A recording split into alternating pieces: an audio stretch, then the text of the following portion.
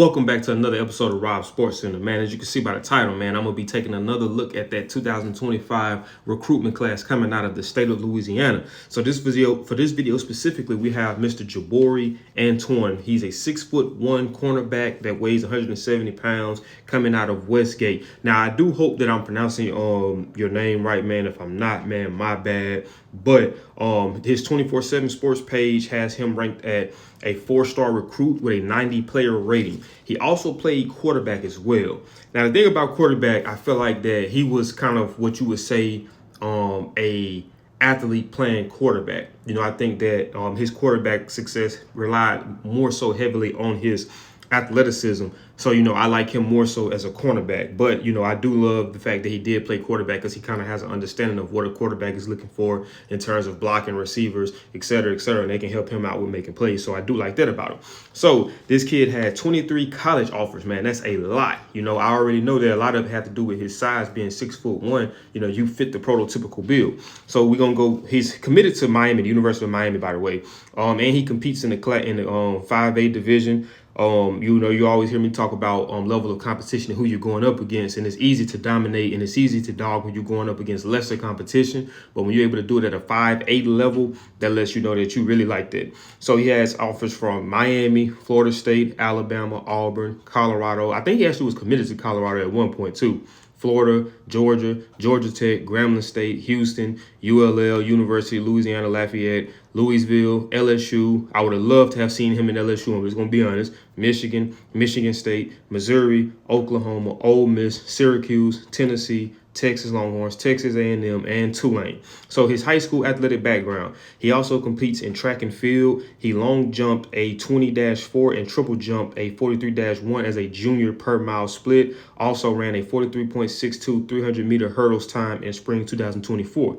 2023, he missed 7 of 12 games with a collarbone injury as a junior. Played the first, and that's wild, bro. Like, considering how good his highlight compilation was, I mean, offensively and defensively, and he missed, you know, a big chunk of games his junior year. That's crazy. And by the way, the highlights are from his junior year. Like I told you guys, as of right now, since the season just ended, a lot of people hasn't really posted. Well, I mean, the season ain't just end, but a lot of people haven't posted their senior highlights yet. So once those guys get those things posted up on the huddles, I'm gonna go back and I'm gonna react to them with you guys. But as of right now, I'm just, you know, doing what I got access to.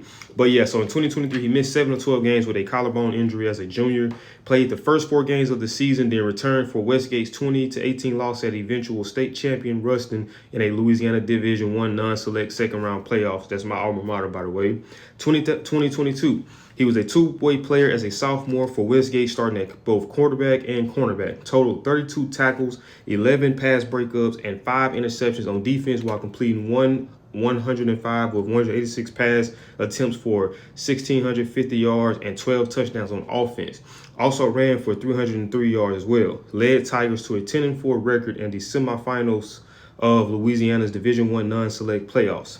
So they didn't normally. Gabe Brooks for 24/7 Sports has his scouting analyst on there. He didn't do it for this one either. So I put together my own scouting report, which I'm loving doing that anyways now. So whenever I do cover a player that has one by him, I'm always going to, you know, go over his as well. But then I'm also going to have my own, like I have been doing, you know, here on out. So for my scouting report, I put that he is a long, rangy corner who fits the prototypical size of a D1 corner with long arms to help in his press coverage man-to-man.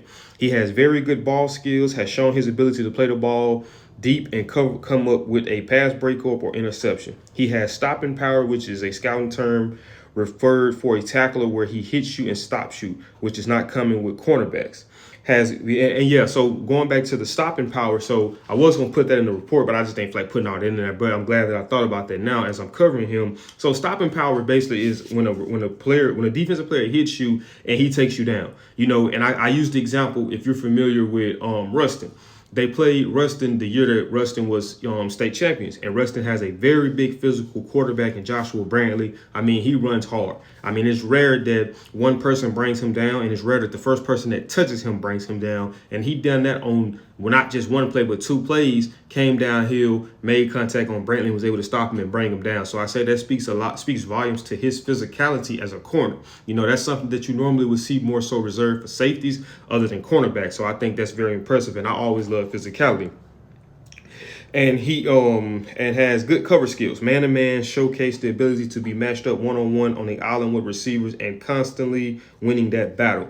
So, like I say, it's shown based off what I've seen from this footage here. I seen more so man-to-man. And like a lot of times the man that they were playing with either single high safety or he just wouldn't have no help over the top. I don't necessarily think it might have been cover zero. I just think that the way that the route patterns was, you know, a lot of teams run like match coverages. So I think that could have been based off, he had to do based off of what the offense was giving him. But, you know, he's shown the ability to be able to be trusted out there. Now, granted, going to the next level is going to be a lot different because you're going to run up on a lot more athletes. But I think that he was able to, he showcased that he could do it and willing to do it, you know. He can be used to line up in the box because of his tackling and covering ability, which I previously touched on in terms of his tackling. He also played quarterback as well, so he has an understanding of what a QB is looking for play to play, and I think that aids him in being able to make some big plays. I would like to see him in zone coverage to see his skills there, because obviously going to the next level, you're going to be, the higher you go up, the more adaptable you're going to have to be able to be. Now, I'm saying most teams, I would assume they're probably not going, especially the higher you get up, because you can control the personnel that you have more so than high school, like college and NFL. So you're not going to go get a man corner and make him play zone, you know, 80% of the time, but you have to be able to play it. Even if it's a 60-40 thing, you still have to be able to play zone. And that's something that I would like to see a little bit more, just see his skills there. And with his frame on the next level, smaller, quicker, and shifty receivers could give him a hard time. You know, even if you look at Ruston, I've seen that Ruston had a couple of small receivers. And I think it was one play where I feel that the receiver might have had a step on him, but, you know, it was just kind of a poorly thrown ball. And, you know, fortunately for him, it didn't, you know, contribute to something much worse. But I think that might be a possibility going on to the next level. You know, I mean, I think that he might have to get a little bit more flexibility in his hips, especially with dealing with those smaller, quicker receivers. But for the most part, man, when you look at the size, 6'1", obviously when he goes to college, he's going to pick up more weight. So prototypical size he already has. So even if he goes to the next level and going like to the University of Miami, and he makes a name for himself and making plays just off of his size alone, he's going to garnish, you know, attention from the NFL, you know, from NFL caliber teams. So, you know, I look forward, and I'm very excited to see his future moving forward. But, man, that is it for this video, man. If you did enjoy this video, do me a big favor, man. Smash that thumbs up button. If it's something that you agree on or disagree on, like I always say, man, make sure you let me know that in the comment section. I'll be curious to hear you guys' take on things. And let me know what you think about LSU allowing this one to slip from their grasp, because this is one I would have loved to seen him being at LSU. You know, you got George Bradford coming up there from Catholic BR. So I think those two are two studs defensively, and Aiden Andy coming from Ruston High. So, I mean, that would have just completed the team, if you ask me. Then you got Ahmad Bro, who's already there from the defensive line. So from a bias standpoint, looking at it from Louisiana, you know, I like the way that looks. But I do hate that we let that one go. So let me know what you think about that. But, man, I'll see y'all in this video. And like I say, man, if you enjoyed this video and any other of my content I'm doing that's like this or football related, man, subscribe, because I got much more coming. I'll see y'all in the next video.